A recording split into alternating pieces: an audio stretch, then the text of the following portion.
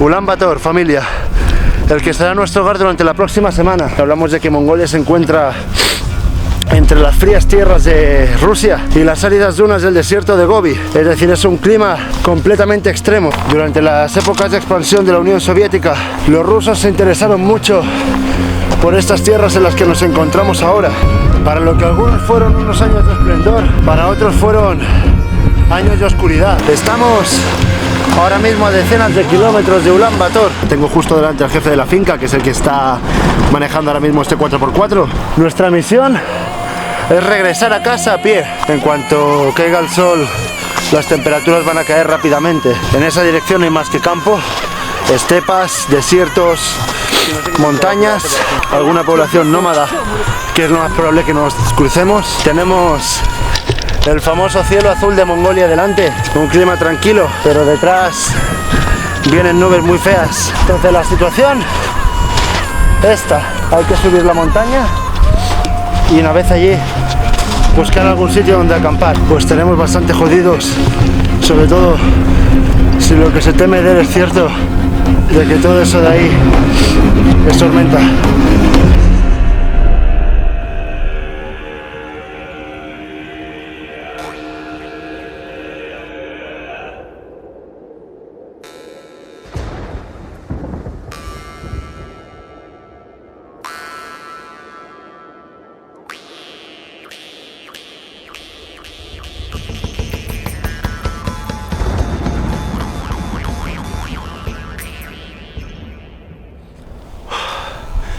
Nuevas aventuras y nuevas historias. Hemos dejado atrás ya el gigante asiático, ya hemos abandonado China y ahora nos encontramos en un país, iba a decir en un pequeño país, pequeño comparado con sus hermanos mayores, entre la frontera de Rusia y China. Estamos en Mongolia, en Ulan Bator, la capital. Bueno, ahora más bien estamos en las afueras. El paisaje es este, nada menos que a plena luz del día, 10 grados bajo cero. Estamos en uno de los viajes que más ganas yo tenía de hacer desde hace tiempo. Mongolia, país de nómadas, país exsoviético, es decir, es una combinación perfecta para lo que nos gusta hacer aquí en el canal, para la aventura. Creo que es el país hasta ahora más exótico en el que hemos estado. Solamente hay que ver, aquí tengo una barrera, pero igualmente se ve. Por un lado, rascacielos en construcción. Sin la barrera esta veríamos todo Ulan Bator, rascacielos tras rascacielos, y por el otro lado montañas nevadas, ahí en la izquierda yurtas. Familia, os puedo asegurar que lo que se viene ahora en el canal no tiene nada que ver con cualquier cosa que hayamos hecho antes. Se vienen aventuras realmente valiosas, realmente emocionantes.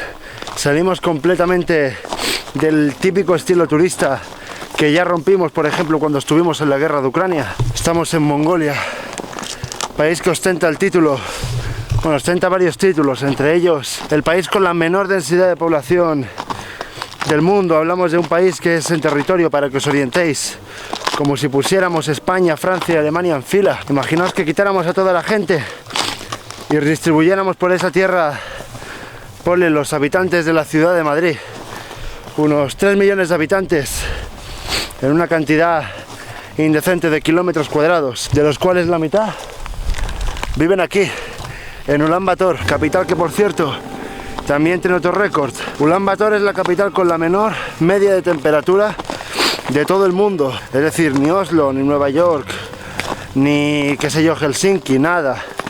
Frío, ok, como aquí en ninguna capital. Hablamos de que ahora estamos en un clima medianamente templado, ¿no? Empieza la primavera y está todo nevado, como digo, 10 grados bajo cero. Como veis, familia, estamos empezando a tantear el terreno que será nuestro hogar durante la próxima semana.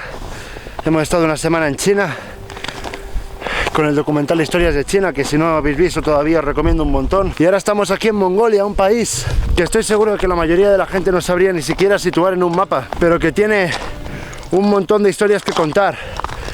Como digo, desde los primeros nómadas que empezaron a poblar estas tierras, estas estepas, pasando por el imperio de Gengis Khan, el imperio más grande de la historia en territorio, pasando también por la conquista soviética, por la expulsión de estos mismos y finalmente por lo que es ahora Mongolia.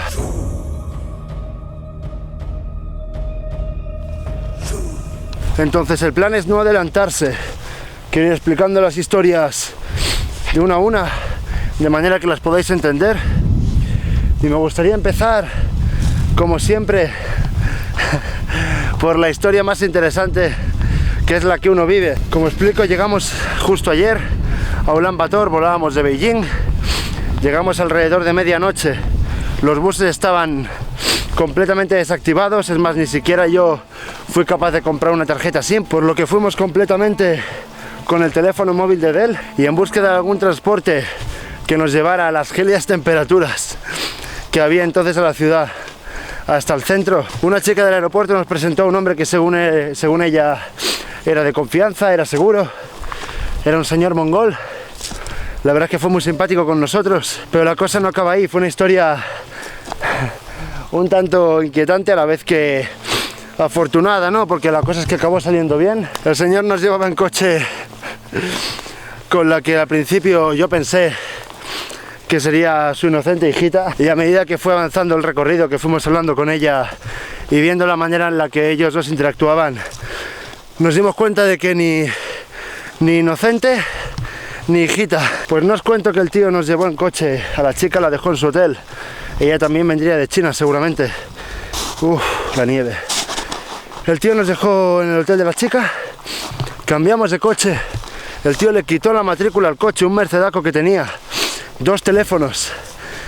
Estábamos él y yo un poquito bajo la sospecha, se mostraba demasiado generoso con nosotros. Uno siempre tiene que estar alerta, nada es gratis en esta vida, o por lo menos a mí me lo han enseñado así. Entonces nos llevó al hotel, se portó súper bien, nos pasamos contacto y de momento lo tenemos ahí. Es probable que nos vaya a ser útil, aunque tampoco queremos abusar de su confianza, para conseguir caballos, que es un poco el objetivo número 1 de esta aventura. Perdernos, que se me engancha la cámara, ole tú, perdernos en la estepa mongola con caballos mongoles, de la misma forma que lo hacen los nómadas en este país. Recordemos que aquí en Mongolia nada menos que un 40% de la población sigue viviendo el estilo de vida nómada. Viven en yurtas, cambian de lugar dependiendo de las temperaturas del año. Hablamos de que Mongolia se encuentra entre las frías tierras de Rusia y las áridas dunas del desierto de Gobi. Es decir, es un clima completamente extremo. Su destemplanza es dura incluso para sus propios habitantes. Y para mí, que sea así de friolero, ya no os cuento. Mira, mira, mira. Un cuervo volando súper cerca nuestro. ¿Es un cuervo o un águila? No lo veo, no, a contraluz no lo consigo ver. Como veis, ya se está poniendo el sol. Hemos venido aquí un poquito para tantear el terreno, vernos cómo nos desarrollábamos en lo que es un terreno de nieve, que la verdad es que yo no estoy muy acostumbrado, pero el sol ya se está poniendo. Espero que se esté viendo. Es un cuervo 100%, yo creo, ¿eh? Como digo, el sol se está poniendo ya, por lo que lo más seguro es que las temperaturas aquí empiecen a bajar rápidamente, por lo que ahora empezaremos a volver a descender la montaña. Pero quiero que veáis esto: Ulan Bator, familia, el que será nuestro hogar durante la próxima semana. Es bueno saber que Ulan Bator es una ciudad un tanto peculiar. ¿Qué sucede? Que los habitantes de la ciudad y los nómadas se juntan muy comúnmente y se generan choques culturales dentro de lo que es... ¡Qué frío, coño! Se generan dentro de lo que es el mismo país choques culturales, choques económicos, desigualdades. Por ejemplo, los campos que tenemos a nuestro alrededor, las parcelas, como veis, eso de ahí son yurtas. Las casas que utilizan los nómadas las montan en unas 2 horas y las desmontan en 45 minutos. Son muy efectivas para el transporte. ¿Qué sucede? Que estas parcelas no le pertenecen a esta gente, en su mayoría. Son gente pobre que vive aquí o para cuidar las parcelas de un propietario privado o para vivir en estas tierras si es que el gobierno se las concede. Algo que pasa también como consecuencia de ese estilo de vida y este choque de culturas es que Ulan Bator pasa a ser una de las ciudades más contaminadas del mundo. ¿Por qué? Por esto mismo, por las yurtas. Son hogares que no son muy estratégicos realmente para conservar el frío, por lo que dependen de manera excesiva en estas temperaturas tan extremas del carbón. Es algo que vimos ayer de noche mientras llegábamos en el coche de este buen hombre que nos ofreció llevarnos al hotel de manera gratuita. Se ven las fábricas de carbón y contaminan el aire, ¿no? En lo que es Mongolia, el país del cielo azul.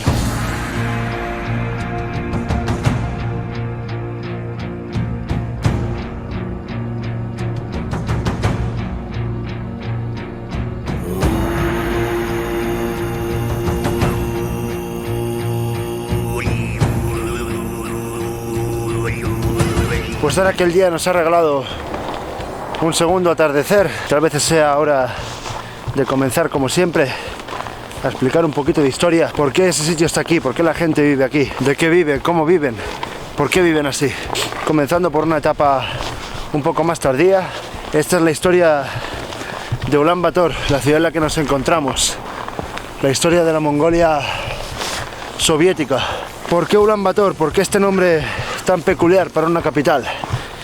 Resulta que Ulan Bator ha tenido más de un nombre a lo largo de la historia.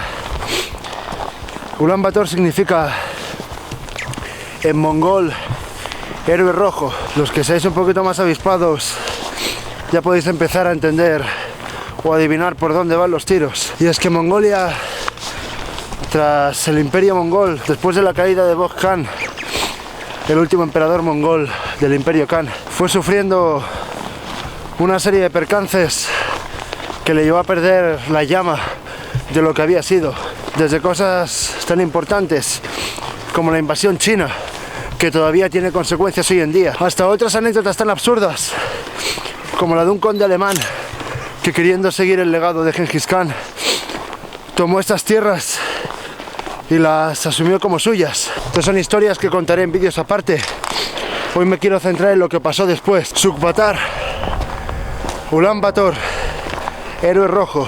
Durante las épocas de expansión de la Unión Soviética, los rusos se interesaron mucho por estas tierras en las que nos encontramos ahora. Hubo un héroe mongol, o así lo tenían los mongoles de la época, llamado Suke Bator, que lideró las fuerzas que expulsaron a este conde alemán que os explico, así como las fuerzas del ejército chino. No para liberar Mongolia y hacer de esas tierras un país independiente, sino para hacer que pasaran a pertenecer a la Unión Soviética.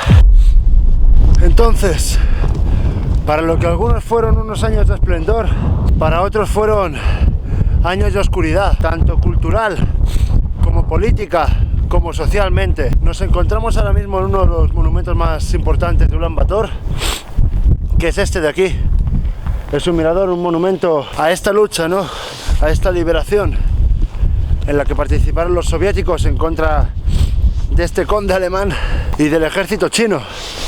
Lo curioso de que sea uno de los monumentos más llamativos, más reconocidos de Mongolia, es que no es un monumento mongol, es un monumento ruso. Y es por eso que digo que para muchos este fue un momento de oscuridad, porque la Unión Soviética verdaderamente reprimió lo que era la cultura mongola. Como veis, habréis podido ver en las tomas, pero si no, mira, tengo aquí mismo un cartel. En efecto, como veis, no es el alfabeto mongol tradicional, es el alfabeto cirílico. El alfabeto mongol tradicional, que ya es muy difícil de encontrar en textos o incluso en escuelas para aprenderlo, quedó completamente prohibido. En su lugar se utilizó el cirílico, y con eso muchísimas otras cosas, culturas, tradiciones, personajes históricos. Estaba prohibido hablar del mismísimo Gengis Khan, estaba prohibido hablar del imperio mongol.